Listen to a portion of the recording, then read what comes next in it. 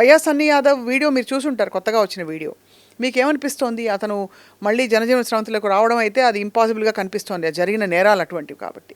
Madam మీరు అన్నట్టు తను ఇన్స్టాగ్రామ్ వేదికగా తన యొక్క ఒక వీడియోని సింహాచలంలో తను దేవాలయంకి వెళ్ళినట్టు ఒక ఫోటోను షేర్ చేయడం అయింది. కానీ ఎలాంటి అధికారిక సమాచారం తెలంగాణ పోలీసుల వద్ద కానీ, చెన్నై పోలీసుల వద్ద కానీ, ఎన్ఐఏ వద్ద కానీ లేదు.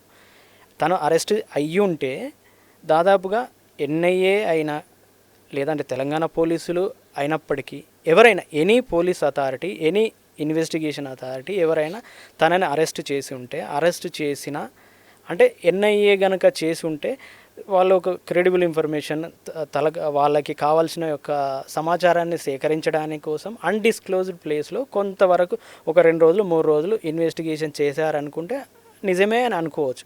కానీ ఇప్పటికీ లాస్ట్ 28 నుంచి మే 28 నుంచి ఇప్పటివరకు ఎలాంటి సమాచారం లేదు అంటే వాళ్ళ అదుపులో లేనట్టే. వాళ్ళ అదుపులో ఉంటే